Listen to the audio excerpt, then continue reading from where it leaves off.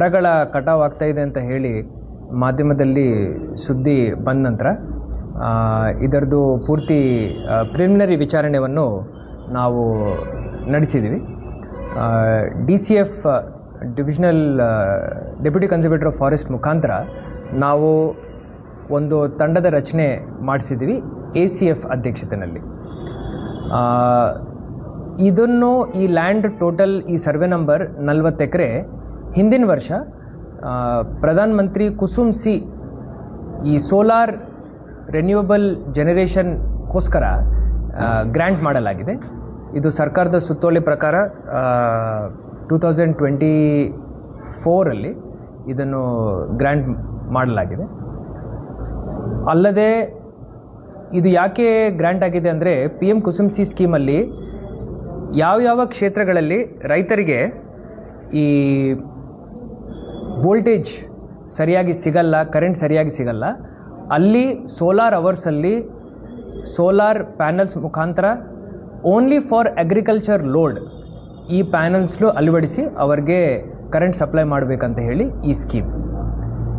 ಅದಾದ ನಂತರ HESCOM distribution company ಮುಖಾಂತರ ಅವರಿಗೆ ಜಾಗವನ್ನು ಹಸ್ತಾಂತರ ಮಾಡಿದ ನಂತರ ಅವರು ಟೆಂಡರ್ ಕರೆದು ಅವರ ಸೈಡಿಂದ ಯಾರಿಗೆ ಟೆಂಡರ್ ಹೋಗಿದೆ ಅವರು ಬಂದು ಇಲ್ಲಿ ಸೋಲಾರ್ ಪ್ಯಾನಲ್ಸ್ನು ಅಳವಡಿಸಬೇಕು. ಈ ಸಮಯದಲ್ಲಿ ಅವರು ಬಂದು ಅಲ್ಲಿ ಲ್ಯಾಂಡ್ ಕ್ಲಿಯರಿಂಗ್ ಮಾಡುವಾಗ ಜನರದು ಅಲ್ಲಿ ನಮಗೆ ಏನು ಬೇಡಿಕೆ ಬಂತಂದರೆ ಅಲ್ಲಿ ವಿವಿಧ ಟಿಂಬರ್ ಗಿಡಗಳಿದ್ದಾವೆ, ಅದನ್ನು ಕಟಾವು ಮಾಡಲಿಕ್ಕೆ ಅವರು ಪರ್ಮಿಷನ್ ತಗೊಂಡಿಲ್ಲ, ಹಾಗೆ ಕಟಾವು ಮಾಡ್ತಾ ಇದ್ದಾರೆ ಅಂತ ಅವರು ಹೇಳಿದರು. ನಿನ್ನೆ ಪ್ರಿಲಿಮಿನರಿ ಎಂಕ್ವೈರಿನಲ್ಲಿ ಇದು ಮೇನ್ಲಿ ಬುಷಸ್ ಆ್ಯಂಡ್ ಶ್ರಬ್ಸ್ ಕಟಾವು ಮಾಡ್ತಾ ಇದ್ದಾರೆ ಅಂತ ನಮಗೆ ಗೊತ್ತಾಯಿತು. ಜೊತೆಯಲ್ಲಿ ಫಾರೆಸ್ಟ್ ಡಿಪಾರ್ಟ್ಮೆಂಟ್ ಅವರು ಈ ಏರಿಯಾದಲ್ಲಿ ಯಾವುದೇ ಮೇಜರ್ ಟಿಂಬರ್ ಇಲ್ಲ ಅಂದರೆ ಕಟಾವು ಮಾಡಲಿಕ್ಕೆ ಪರ್ಮಿಷನ್ ಅವಶ್ಯಕತೆ ಇಲ್ಲ ಅಂತ ಹೇಳಿ ಅವರು ರೂಲ್ ಪೊಸಿಷನಲ್ಲಿ ಹಂಗಿದೆ ಅಂತ ಹೇಳಿ ನಮಗೆ ಇನ್ಫಾರ್ಮೇಷನ್ ನೀಡಿದ್ದಾರೆ. ಆದರೂ ವಿತೌಟ್ ಪರ್ಮಿಷನ್ ಕಟಾವು ಮಾಡಿರೋದ್ರಿಂದ ಅಲ್ಲಿ ಏನಾದರೂ ಟಿಂಬರ್ ವುಡ್ ಇರೋ ಸಾಧ್ಯತೆಗಳು ಇರೋದರಿಂದ ಫಾರೆಸ್ಟ್ ಡಿಪಾರ್ಟ್ಮೆಂಟ್ ಅವರು ಒಂದು FIR ಆಲ್ರೆಡಿ ಬುಕ್ ಮಾಡಿದ್ದಾರೆ. ಇದನ್ನು ವಿಚಾರಣೆಯನ್ನು ನಾವು ನಿಷ್ಪಕ್ಷವಾಗಿ ನಡೆಸ್ತೀವಿ. ಇದರಲ್ಲಿ ಯಾವುದೇ ಪೊಲಿಟಿಕಲ್ ಇಂಟರ್ಫಿಯರೆನ್ಸ್ ಇಲ್ಲ, ಇದರಲ್ಲಿ ಯಾವುದೇ ಅಡ್ಮಿನಿಸ್ಟ್ರೇಟಿವ್ ಮಿಸ್ಹ್ಯಾಪ್ ಇಲ್ಲ. ಓನ್ಲಿ ಪಾಯಿಂಟ್ ಏನಂದರೆ ಟೆಂಡರ್ ಕಾನೂನಾತ್ಮಕವಾಗಿ ಹೆಸ್ಕಾಮಿಂದ ಆಗಿದೆ. ಟೆಂಡರ್ ಬಂದು ಅಲ್ಲಿ ಕ್ಲಿಯರೆನ್ಸ್ ಲ್ಯಾಂಡ್ ಕ್ಲಿಯರೆನ್ಸ್ ಮಾಡುವಾಗ ಇನ್ ಕೇಸ್ ಅವರಿಂದ ಏನಾದರೂ timber wood permitted timber wood ಏನಾದರೂ ಪರ್ಮಿಷನ್ ತಗೊಂಡು ಕಟಾವು ಮಾಡೋ ಗಿಡಗಳನ್ನು ಅವರು ಕಟಾವು ಮಾಡಿದ್ದಾರೆ ಅಂದರೆ ಅವ್ರ ಮೇಲೆ ಕಠಿಣ ಕಾನೂನಿನ ಕ್ರಮ ನಾವು ಕಡ್ಡಾಯವಾಗಿ ತಗೊಳ್ತೀವಿ.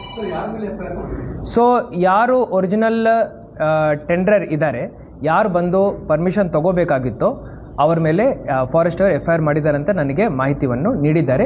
ಇನ್ನೂ ನನಗೆ ಅಧಿಕೃತ ರಿಪೋರ್ಟ್ ಬರಲಿಕ್ಕಿದೆ.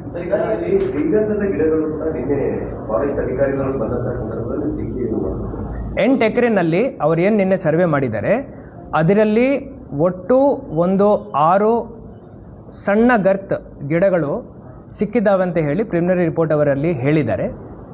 ಇದು ಸ್ವಲ್ಪ ಗ್ರೇ ಏರಿಯಾ ಇದೆ. ಅವರು ಖಚಿತಪಡಿಸ್ಕೊಂಡು ಯಾವ ರೀತಿಯ ಗಿಡಗಳು ಅಲ್ಲಿ ಇದ್ದಾವೆ, ಎಷ್ಟು ನಂಬರ್ಸ್ ಇದ್ದಾವೆ, ಇದನ್ನು ಕಟಾವು ಮಾಡಲಿಕ್ಕೆ ಅವರು ಪರ್ಮಿಷನ್ ತಗೋಬೇಕಾ ಬೇಡವಾ, ತಗೊಂಡಿಲ್ಲ ಅಂದರೆ ಅದರ ಮೇಲೆ ಏನು ಕಾನೂನಾತ್ಮಕ ಕ್ರಮ ನಾವು ತಗೊಳ್ತೀವಿ ಅನ್ನೋದು ಅವರು ನನಗೆ ಅಧಿಕೃತ ರಿಪೋರ್ಟ್ ಕೊಡ್ತಾರೆ. ಇನ್ನೊಂದು 2 ಡೇಸ್ ಕೇಳಿದ್ದಾರೆ ಅವರು. ಇದು it is not a administrative labs. ಬಹಳ 2 ಇಯರ್ಸಿಂದ ಇದನ್ನು ಪ್ರತಿ ಜಿಲ್ಲೆಯಲ್ಲಿ ಸೋಲಾರ್ ಪವರ್ ಮುಖಾಂತರ ರೈತರಿಗೆ ನಾವು ವಿದ್ಯುತ್ ಶಕ್ತಿ ಕೊಡಬೇಕಂತ ಹೇಳಿ ಎಲ್ಲ ಕಡೆ ನಾವು ಪ್ರಮೋಟ್ ಮಾಡಿ ಈ ಪ್ರಾಜೆಕ್ಟ್ಸ್ನು ಮಾಡ್ತಾಯಿದ್ದೀವಿ. ಎಲ್ಲೆಲ್ಲಿ ಸರ್ಕಾರಿ ಜಮೀನುಗಳಿದ್ದಾವೆ ನಾವು ಇದು ಇಂಧನ ಇಲಾಖೆಗೆ ಗ್ರ್ಯಾಂಟ್ ಮಾಡಿದ್ದೀವಿ. ಇಂಧನ ಇಲಾಖೆಯಿಂದ ಅದು ಟ್ರಾನ್ಸ್ಫರ್ ಆಗಿ ಅವರು ಟೆಂಡರ್ ಮಾಡಿಕೊಂಡು ಅವರ ಟೆಂಡರ್ ಬಂದು ಲ್ಯಾಂಡ್ ಕ್ಲಿಯರ್ ಮಾಡ್ಕೊಳ್ಳುವಾಗ ಅವರು ಎಲ್ಲ ಕಂಡೀಷನ್ಸ್ ಹಾಕ್ತಾರೆ. ನೀವು ಲ್ಯಾಂಡಲ್ಲಿ ಏನೇನಿದ್ದಾವೆ ನೋಡ್ಕೋಬೇಕು, ಎನ್ಕಂಬರೆನ್ಸಸ್ನು ಕ್ಲಿಯರ್ ಮಾಡ್ಕೋಬೇಕು. It is the responsibility of the contractor who has to come, who has to apply for necessary permissions and execute the work. ಆ ಒಂದು ಲಾಸ್ಟ್ ಸ್ಟೆಪ್ಪಲ್ಲಿ ಕಾಂಟ್ರಾಕ್ಟರ್ ಮುಖೇನ ಏನಾದರೂ ಲ್ಯಾಪ್ಸ್ ಆಗಿದೆ ಅಂದರೆ ಅವರ ಮೇಲೆ ನಾವು ಖಂಡಿತ ಕಾನೂನಾತ್ಮಕ ಕ್ರಮ ನಾವು ತಗೊಳ್ತೀವಿ. ಇದರಲ್ಲಿ there is no other issue involved. There is no political angle, there is no administrative angle. ರೈತರು ಹೇಳ್ತಿದ್ದಾರೆ ಏನು ಗಿಡ ಮರಗಳ ಇರುವಂಥ ಪ್ರದೇಶವನ್ನು ಬಿಟ್ಟ ಬೇರೆ ಕಡೆ ಮಾಡ್ಬೋದಿತ್ತು. ಅಲ್ಲಿ ರಾಷ್ಟ್ರೀಯ ಪಕ್ಷಿಗಳಿದ್ದಾವೆ, ಸಂತ ಪ್ರಾಣಿಗಳಿದ್ದಾವೆ, ಇತಿಹಾಸ ಇರುವಂಥ ಗುಡ್ಡ ಸರ್, ರಾಯಣ್ಣರು ಓಡಾಡಿದಂಥ ಗುಡ್ಡ. ನಾವು ನಮ್ಮ ಜಿಲ್ಲೆನಲ್ಲಿ ಸರಿಸುಮಾರು ಇಂಧನ ಇಲಾಖೆಗೆ 600 ಎಕರೆ ಕೊಟ್ಟಿದ್ದೀವಿ. ಇಡೀ ರಾಜ್ಯದಲ್ಲಿ ಒಟ್ಟು 3000 ಎಕರೆಗಳನ್ನು ನಾವು ವಿದ್ಯುತ್ ಶಕ್ತಿ ರಿನ್ಯೂವಬಲ್ ಎನರ್ಜಿಗೆ ಕೊಟ್ಟಿದ್ದೀವಿ. ಈ ಕೆಲಸಗಳು ಎಲ್ಲಿ ಆಗಬೇಕಂದ್ರೆ ಸರ್ಕಾರಿ ಜಾಗದಲ್ಲೇ ಆಗಬೇಕು. ನಮ್ಮ RTCನಲ್ಲಿ ಸರ್ಕಾರಿ ಜಾಗ ಇದೆ ಅಂದರೆ ಅಲ್ಲಿ ನಾವು ಗ್ರ್ಯಾಂಟ್ ಮಾಡಿ ಕೊಟ್ಟಿದ್ದೀವಿ. ಏನಾದರೂ ಅವರಿಗೆ ಅಬ್ಜೆಕ್ಷನ್ ಇತ್ತಂದರೆ ಅವ್ರು ನಮಗೆ ಬಂದು ರೇಸ್ ಮಾಡ್ಬೋದು, ನಮಗೇನು ಪ್ರಾಬ್ಲಮ್ ಇಲ್ಲ. ಗ್ರ್ಯಾಂಟ್ ಮಾಡಿ 1.5-2 ವರ್ಷ ಆದ ನಂತರ ಈಗ ಕಾಂಟ್ರಾಕ್ಟ್ರಲ್ಲಿ ಹೋಗಿ ಕೆಲಸ ಮಾಡುವಾಗ ಏನಾದರೂ ಈಗಲೂ ಏನಾದರೂ ಇಶ್ಯೂ ಇದೆ ಅಂದರೆ ನನ್ನ ಕಡೆ ಬಂದು ಅಪ್ರೋಚ್ ಆಗ್ಬೋದು. ಎಲ್ಲರ ಗಮನದಲ್ಲಿದೆ. ನಮ್ಮ ಫೈಲ್ 2 ಇಯರ್ಸ್ ಹಿಂದೆ ಮೂವ್ ಆಯಿತು. ಸೊ ಇದು ಗ್ರ್ಯಾಂಟ್ ಆಗುವಾಗ ತಹಶೀಲ್ದಾರ್ ಅವರ ನಮ್ಮ ಇದರಲ್ಲಿ ಚಾವಡಿನಲ್ಲಿ ನೋಟಿಫೈ ಮಾಡ್ತಾರೆ, ಗ್ರ್ಯಾಂಟ್ ಆರ್ಡರ್ಸ್ ಆಗಿದೆ. ಎಲ್ಲ ಗ್ರ್ಯಾಂಟ್ ಆರ್ಡರ್ನು ಹೆಸ್ಕಾಮ್ ಅವರು ಬಹಿರಂಗವಾಗಿ ಈ ಪ್ರೊಕ್ಯೂರ್ಮೆಂಟಲ್ಲಿ ಟೆಂಡರ್ ಮುಖೇನ ಅವರು ತೋರಿಸಿದ್ದಾರೆ.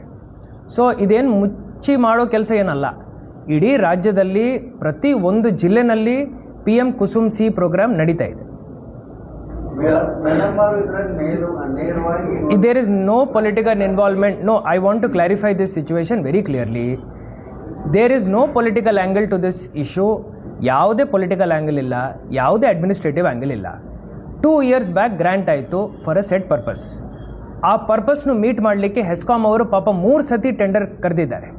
ಫೈನಲಿ ಯಾರೋ ಪಾರ್ಟಿಸಿಪೇಟ್ ಮಾಡಿದ್ದಾರೆ. ಮಾಡ್ಕೊಂಡು ಅವ್ರು ಬಂದು ಜಾಗ ನೋಡಿಕೊಂಡು ಕ್ಲಿಯರೆನ್ಸ್ ಮಾಡಿಕೊಂಡು ಅಲ್ಲಿಗ ಸೋಲಾರ್ ಪ್ಯಾನಲ್ಸ್ನ ಅವ್ರು ಎಲ್ಲಿಂದನೂ ಆರ್ಡರ್ ಮಾಡ್ತಾರೆ. ಎಲ್ಲ ಸೋಲಾರ್ ಪ್ಯಾನಲ್ಸ್ ಬಂದಿರುತ್ತದೆ. ಸೋಲಾರ್ ಪ್ಯಾನಲ್ ಮಾಡಲಿಕ್ಕೆ ಒಂದು ಫೌಂಡೇಶನ್ ಪ್ಲ್ಯಾಟ್ಫಾರ್ಮ್ನು ಅವ್ರು ಕಟ್ಟಬೇಕು. ಅದನ್ನು ಇವತ್ತು ಕಟ್ತಾ ಇದ್ದಾರೆ. ಅದಕ್ಕೋಸ್ಕರ ಲ್ಯಾಂಡ್ ಕ್ಲಿಯರ್ ಮಾಡಿದ್ದಾರೆ. ಆದರೆ ಲ್ಯಾಂಡ್ ಕ್ಲಿಯರ್ ಮಾಡುವಾಗ ಏನಾದರೂ ಗಿಡ ಮರಗಳನ್ನು ಕಟಾವು ಮಾಡದೇ ಇರೋ ಏನಾದರೂ ರೂಲ್ ಪೊಸಿಷನ್ ಇದೆ ಅಂದರೆ ಅದನ್ನು ಅವರು ಫಾಲೋ ಮಾಡಲೇಬೇಕು. ಈಗ ನಮ್ಮದು ಕಳಕಳಿ ಕಾಳಜಿ ಏನಂತಂದರೆ, ಸೊ ಯೋಜನೆಗೆ ವಿರೋಧ ರೈತರಿಗಾಗಲಿ ಯಾರಿಗೂ ಇಲ್ಲ. ಬಟ್ ಏನಾಗ್ತಾ ಇದೆ, ಅಲ್ಲಿ ಶ್ರೀಗಂಧದ ಮರಗಳು ಪ್ರತ್ಯಕ್ಷವಾಗಿ ನಿನ್ನೆ ಅರಣ್ಯ ಇಲಾಖೆ ಅಧಿಕಾರಿಗಳು ಮತ್ತು ರೈತರೇ ಫುಲ್ ಕಟಾವು ಮಾಡಿ ಒಪ್ಪಿದ್ದನ್ನ ತಂದು ಪ್ರತ್ಯಕ್ಷವಾಗಿ ತೋರಿಸಿದೆ. ಸೊ ಶ್ರೀಗಂಧದ ಮರಗಳಿಗೂ ಇನ್ನು ಉಳಿದಂತೆ ಬೇರೆ ಬೇರೆ ಗಿಡ ಮರಗಳಿವೆ. ಯಾವುದೇ ಈ ಥರ ಪ್ರೊಟೆಕ್ಟೆಡ್ ಗಿಡಗಳಿದಾವಂದರೆ ಅದನ್ನು ಬಿಟ್ಟು ಅಲ್ಲಿ ಅವರು ಸೋಲಾರ್ ಪ್ಯಾನಲ್ಸ್ನು ಅಳವಡಿಸ್ಕೋಬೋದು. ಆ ಆಪ್ಷನ್ನೂ ಇದೆ. ಸುಮಾರು ಕಡೆ ಬಾಗಲಕೋಟಲ್ಲಿ, ಬಿಜಾಪುರಲ್ಲಿ ಮಾವಿನ ತೋಪಿದ್ದಾಗ ಮಾವಿನ ಗಿಡಗಳನ್ನು ಡಿಸ್ಟರ್ಬ್ ಮಾಡಬಾರ್ದಂತ ಹೇಳಿ 2 ಮಾವಿನ ಗಿಡಗಳ ಮಧ್ಯದಲ್ಲಿ ಒಂದು ಪ್ಲ್ಯಾಟ್ಫಾರ್ಮ್ ರೇಸ್ ಮಾಡಿ ಅಲ್ಲಿ ಸೋಲಾರ್ ಹಾಕಿದ್ದಾರೆ. ಸೊ ವಿವಿಧ ಆಪ್ಷನ್ಗಳಿದ್ದಾವೆ. ಪ್ರಾಜೆಕ್ಟನ್ನು ಯಾವುದೇ ಎನ್ವೈರ್ಮೆಂಟಿಗೆ ಧಕ್ಕೆ ಆಗದಂತೆ ಮಾಡಲಿಕ್ಕೆ ನಮ್ಮ ಕಡೆ ಸಾವಿರಾರು ಆಪ್ಷನ್ಸ್ ಇದ್ದಾವೆ. ಆ ಆಪ್ಷನ್ಸ್ನು ನಾವು ನೋಡ್ತೀವಿ. ಅವ್ರು ನಿನ್ನೆ ಬಂದು ಕಟಾವು ಮಾಡಿ ಏನಾದರೂ ಇಲ್ಲಿಗಲ್ ಆ್ಯಕ್ಟಿವಿಟಿ ಮಾಡಿದ್ದಾರೆ ಅಂದರೆ ಅವ್ರ ಮೇಲೆ ಕ್ರಮ ವಹಿಸ್ತೀವಿ. ಪ್ರಾಜೆಕ್ಟು ಆಗುತ್ತೆ. ನಮ್ಮದು ಅಷ್ಟೇ ಸರ್. ಅಂತಂದರೆ ಕಟಾವು ಸಾಕಷ್ಟು ಗಿಡ ಮರಗಳು ಹೋಗ್ಬಿಟ್ಟು ಫಸ್ಟ್ ಏನೇನು ಇಶ್ಯೂಸ್ ಇದ್ದಾವೆ ಫಾರೆಸ್ಟ್ ಅವರಿಂದ ನನಗೆ ಅವರು ಹೇಳಿ, ಎಷ್ಟು ಗಿಡಗಳಿದ್ದಾವೆ. ಯೂಶಲಿ ಟ್ರೀ ಆ್ಯಕ್ಟ್ ಅಡಿಯಲ್ಲಿ ಏನಾದರೂ ಫೆಲ್ಲಿಂಗ್ ಪರ್ಮಿಷನ್ ತಗೋಬೇಕಂದ್ರೆ ಫಸ್ಟು ಒಂದು ಜಾಯಿಂಟ್ ಸರ್ವೆ ಆಗುತ್ತೆ. ಜಾಯಿಂಟ್ ಸರ್ವೆನಲ್ಲಿ ಫಾರೆಸ್ಟ್ ಅವರು ಇರ್ತಾರೆ, ರೆವಿನ್ಯೂದವರು ಇರ್ತಾರೆ. ಯಾವ ರೀತಿಯ ಮರಗಳು ಗಿಡಗಳಿದ್ದಾವೆ ಅಂತ ಹೇಳಿ ಅವರು ಒಂದೊಂದು ಗಿಡಕ್ಕೆ ರಿಬ್ಬನ್ ಕಟ್ತಾರೆ, ಯಾವುದು ಕಟಾವು ಮಾಡ್ಬೋದು, ಯಾವುದು ಬಿಡ್ಬೋದು ಅಂತ. ಏನಾದರೂ ಪರ್ಮಿಷನ್ ತಗೊಂಡು ಕಟಾವು ಮಾಡೋ ಗಿಡಗಳಿದಾವಂದರೆ ಅದಕ್ಕೂ ಪರ್ಮಿಷನ್ ಕೊಡ್ತೀವಿ. ಈ ಥರ ಗಿಡ ಇದೆ, ಇದನ್ನು ಕಟಾವು ಮಾಡಬಾರ್ದು ಅಂತ ಕಾನೂನಲ್ಲಿದೆ ಅಂದರೆ ಅದನ್ನು ಬಿಡ್ತೀವಿ. ಇಲ್ಲ, ಅವರನ್ನು ಮನವೊಲಿಸ್ತೀವಿ. ಯಾಕೆ ಅಂದರೆ ಈ ಏನು ಸೋಲಾರ್ ಪವರ್ ಬರುತ್ತೆ ಇದು ನಮ್ಮ ಮನೆಗಳಿಗೆ ಬರಲ್ಲ. ಇದು ಹೋಗೋದು ಪ್ಯೂರ್ಲಿ ಅಗ್ರಿಕಲ್ಚರ್ ಫೀಡರ್ ಲೈನ್ ಮುಖಾಂತರ ತೋಟಗಳಿಗೆ. ಇದು ಮಾಡಿರೋದೇ ರೈತರೆಲ್ಲರೂ, ನಾನು ಆವಾಗ ಹೆಸ್ಕಾಮ್ MD ಇದ್ದೆ, ರೈತರೆಲ್ಲರೂ ನಮ್ಮ ಕಡೆ ಬಂದು ನನಗೆ ಇಲ್ಲಿ ವೋಲ್ಟೇಜ್ ಬರ್ತಾ ಇಲ್ಲ ಸ್ವಾಮಿ ಅಂತ ಅವ್ರು ಹೇಳುವಾಗ ಈ ಪ್ರಾಜೆಕ್ಟ್ ಇದೆ ಅಂತ ಹೇಳಿ ಎಲ್ಲರನ್ನೂ ಆವಾಗ ಮನವೊಲಿಸಿ ಎಲ್ಲ ರೈತ ಮುಖಂಡರ ಜೊತೆ ನಾನು ಸರಿಸುಮಾರು 10 ಮೀಟಿಂಗ್ ಮಾಡಿದ್ದೀನಿ. ಎಲ್ಲ ಡಿ ಸಿಗಳನ್ನು ನಾನು ಹೋಗಿ ಬೇಡ್ಕೊಂಡಿದ್ದೀನಿ. ಪ್ರತಿ ಜಿಲ್ಲೆನಲ್ಲಿ ಹೆಸ್ಕಾಮಲ್ಲಿ ಇರುವಂಥ 7 ಜಿಲ್ಲೆಗಳಲ್ಲಿ ಪ್ರತಿ ಜಿಲ್ಲಾಧಿಕಾರಿ ಜೊತೆ ನಾನು ಬೇಡ್ಕೊಂಡಿದ್ದೀನಿ, ನಮಗೆ ಸ್ವಲ್ಪ ಜಮೀನು ಕೊಡಿ. ಆವಾಗ ಸಿಗ್ತದೆ ನಮಗೆ ಈ ಜಮೀನು. ಸರ್, ಈ ಖಾನಾಪುರದಲ್ಲಿ ನಮ್ಮ